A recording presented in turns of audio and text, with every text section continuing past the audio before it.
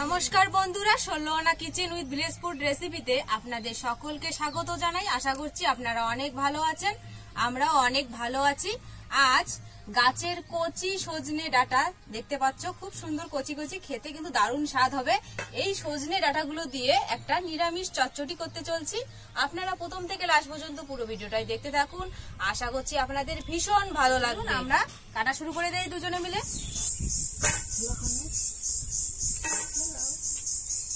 নিরামিষ সজনে ডাঁটার চচ্চড়ি করার জন্য কাঁচা লঙ্কা চেরা, টমেটো, হলুদ, জিরে গুঁড়ো, ধনে গুঁড়ো, আদা বাটা, লবণ, তেল আর হচ্ছে সর্ষে বাটা। দিয়ে দিচ্ছি সরিষার তেল,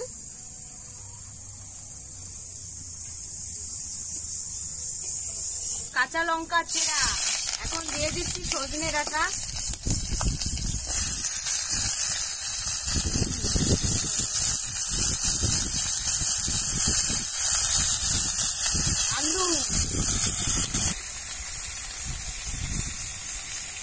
স্বাদ মতো দিয়ে দিচ্ছি লবণ, এখন দিয়ে দিচ্ছি টমেটো চেরা, আদা বাটা,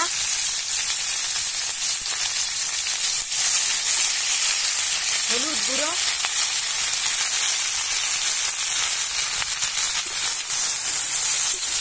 5 মিনিট ধরে ভেজে নেওয়ার পর এখন দিয়ে দিচ্ছি জিরে গুঁড়ো, ধনে গুঁড়ো,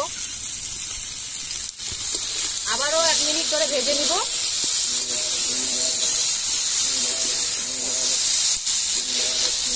আছে খুব সুন্দর করে ভেজে নিলাম। এখন দিয়ে দেব সর্ষে বাটা। সর্ষে বাটাটা দেওয়ার পর আমি কিন্তু বেশিক্ষণ ভাজবো না। সর্ষে বাটা দেওয়ার পর বেশিক্ষণ ভাজলে চচ্চড়িটা একটু মানে চিটা চিটা ভাব আসবে, তাই আমি বেশিক্ষণ ভাজবো না। এখন দিয়ে দিচ্ছি জল। ডাঁটাগুলো ভালোভাবে সেদ্ধ হবে, তার জন্য একটু বেশি পরিমাণে জল দিতে হবে।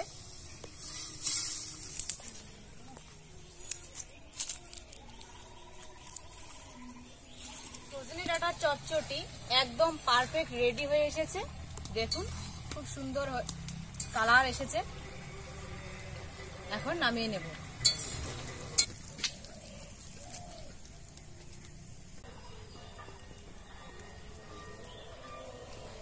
খুব সুন্দর সেদ্ধ হয়েছে, দারুণ লাগছে খেতে। খেতেও দারুণ হয়েছে। এই রেসিপি কেমন হয়েছে আশা করছি আপনাদের ভীষণ ভালো লেগেছে। যদি ভালো লেগে থাকে তাহলে কিন্তু অবশ্যই লাইক, কমেন্ট, শেয়ার করবেন। পাশে থাকা বেল আইকনটি অবশ্যই প্রেস করবেন সবার আগে নোটিফিকেশন পাওয়ার জন্য। আর বাড়িতে বানিয়ে খেয়ে দেখবেন কিন্তু অবশ্যই।